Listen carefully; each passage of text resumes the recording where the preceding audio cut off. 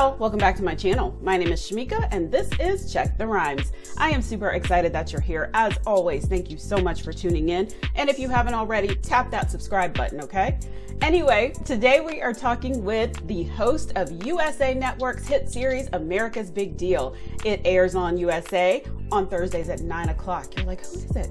Scott Evans is in the building, y'all. He is also the Emmy-nominated co-host of the nationally syndicated show Access Hollywood, and I am high-key jealous because that is my dream job, okay?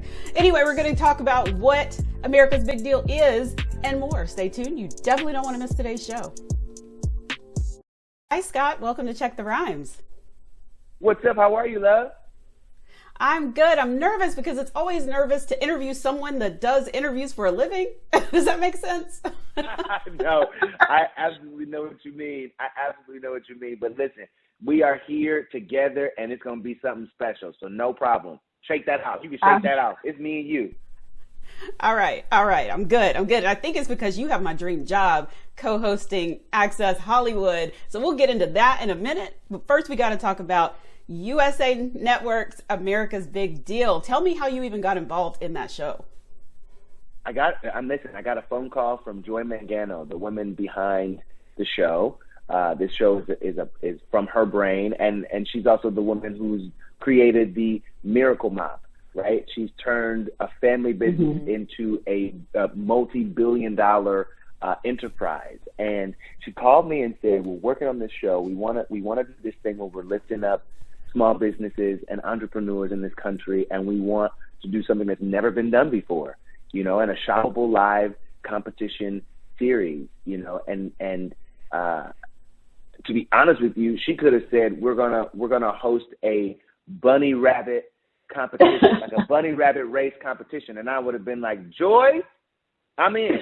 So the fact that it was something that has never been done before, that would be industry shifting, that would be industry leading, but also that would be at its core, at its truest intention, about inspiring people to keep at it, to not give up on themselves or their dreams.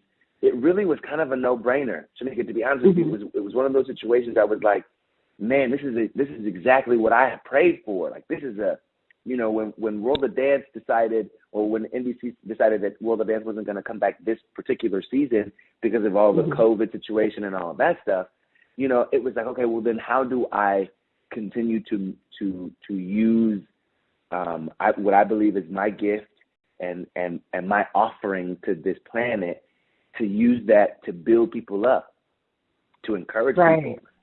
I'm not joking with you. Within weeks, this opportunity started to brew in my orbit. Like, I started hearing about this show and started seeing more about this show, and would finally then, within a couple more weeks, be able to talk to Joy about it. But it was like, having that alignment, that kind of click into place. I was come on, manifesting. Something special. Yeah, really. But like, and you know why I bring it up, because I know that you have listeners. I know that you have people, and I know that you yourself are of the belief that you have to be able to identify the thing, because otherwise, if you haven't identified it, when it looks you in the face, you won't even know to call it by name. You won't even know to say, this is the thing that I've been preparing for, not waiting for. Let me be clear. But this is the thing I've been preparing for, and now here we are, among the opportunity. Here we are within the opportunity, within grasp of this next level, this new space. And so, it for me was like an opportunity to also exercise that manifestation muscle, and to be a vessel, a reflection of that manifestation power in people who, come on our show each week. Scott, you better preach this morning. It's just real. I speak about it with so much energy and so much passion, not because I want to sell this show. The show sells itself. Like, it's never been done before. You watch each week and you see these people soar. You see some people not land in the way that you would have ever hoped or imagined, but you also see yourself in them, right? But you also know they did it anyway. They did something that their body even said, I don't know if you can do this. I don't know if we should do this. I don't know if we're capable of this. And then they did it. And they proved week after week after week that you can do anything that you set your mind to and are willing to prepare for, you know? And so I talk about it with so much energy because I know that, like, so many of us have counted ourselves out at one point or another. So many of us have been told, not your time, not this time, or certainly not you, you know, at one time or another. And we believed it. And I just want to be here to let you know it ain't true. It ain't true. Hello. And if you are speaking life right now. You are speaking life right now. Yes. And I hope that somebody receives it. That, like, if today you raise the question or the question in your life, and now I'm emotional, but if the question was raised in your life, like, maybe today is it. Maybe today we give up. Maybe today is the day we decide that we can no longer. I just urge you to really look at the circumstances in your life, really look at the resources in your life, and then believe anyway that you can do this. Remember why you started in the first place. Know and trust that on the other side of this effort is, at minimum, more strength. At minimum, it's a greater opportunity to see yourself through a circumstance you didn't think that you could, right? And that if enough of those days are strung together, baby, how can we not win? Exactly. So I'm glad you're bringing this up because one of the things that I admire about you is, you know, it's you had a kind of a long road to success, whereas a lot of people tend to think it's overnight when it's not overnight. You know, you did a lot of things before you got here. So talk to me a little bit about, like, that journey and explaining to people that, you know, even, you know, I'm throwing Access Hollywood in there too, but that journey of getting to that, you know, and you still are going upwards. You're not exactly, you know, it's not like you're stopping anytime soon, but how do you talk to people and give them advice? Because I know for me, I quit every other day, then I jump right back in. So how do you keep going aside from, you know, what you just explained? What other things did you tell yourself to keep going? Here's the thing. I remember when, I'm gonna be real candid with you. Maybe more candid than I should be, but I'm gonna be real candid with you. I remember deciding to leave a full ride academic scholarship to Purdue University because I felt like I was headed in a direction that was going to massively delay the dream that I had, and that if I continued to believe that this was the only way I could do it, then I had to be willing to accept the only way it would show up, right? And I just didn't feel like that was it for my life. And so I remember having a conversation with my mom that I was going to do it, that I was going to leave college and move to Los Angeles to better pursue my dream. I remember her saying, okay, well, that is definitely an option, but what's the backup plan? Right? So if you leave school, what is the backup plan?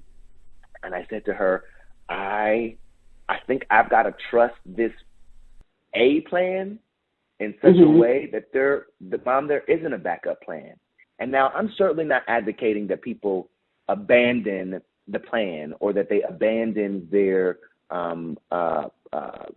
course that they have set for themselves or they believe themselves to be on. I'm certainly not saying that. But what I am saying is that if you have this nagging, reoccurring voice that says there has got to be a better way, and you are willing to offer the same kind of tenacity, the same kind of energy, the same kind of everyday foot one in front of the other toward a new path, then go for it. You know what I'm saying? I'm saying to center yourself, to silence the noise, and to cut through all of the bull with some pure intention and concerted, consistent effort, and go after what you want 100%. You know, I faced a whole bunch of obstacles being a black man and a young, and at one point in my career, a black boy in this industry. Yeah, of course, I faced a whole bunch of no's. I faced a whole bunch of, dang, I really wanted that job. Or I thought I nailed that interview. Or I thought this position was leading to this position and it didn't. Or, oh, I worked on the pilot for this show, but it didn't get picked up. Like, I've had a whole bunch of those experiences. But none of those experiences revealed more to me about my dream than the belief that my dream was going to happen, right? Or more specifically, that the belief that my dream was already happening. And so this no was just part of that journey, that this not right now was just part of that experience. It certainly wasn't enough to say, for me to say, okay, well, then that's my sign, I quit now, and I'm done. And even because I heard you say, you know, you quit every other day, and then you decide to get back into it every other day. Yeah, because it's that nagging that won't go away. It's the nagging energy that's like, no, we love this. It's that persistence, it's that connection, it's that tether to the reason, right? And so I think that's the thing that we all got to get really clear on, and that's the part about this show that I really love, is that every week we showcase 4 people who have gotten really clear on what their offering is, right? They have whittled it down, they have filtered it, distilled it down into a 2-minute pitch that clearly states what I'm here for, what I offer, and why you need it, right? So if you can do that same thing in your own life, if you can distill, filter down, sort out your own life in a way that in 2 minutes, they call it the elevator pitch of why you want to do and what you are here to do, and how you intend to affect the people around you and the people who might interact with it. If you can get to that, there's a belief that happens that nobody can sway you from. There's a belief that happens that no circumstance can pull you from. There's a center that no thing can pull you out of. It is just belief. It's just belief. And once you have that, then aren't you already there? You know? Exactly. Doesn't the money come? Doesn't the opportunity, the house, the mate, all of that, doesn't that already come? Yeah. Thank you so much, Scott. Like, you have inspired me this morning, because I literally yesterday was like, I don't know how much more I have to give, but this just renewed my spirit. And I want everybody to tune in to America's Big Deal to catch Scott and these entrepreneurs on Thursdays at 9 o'clock on USA Network. Thank you again, Scott, for chatting with me today. No problem. It has been my joy. It has been my joy and my pleasure. Thank you.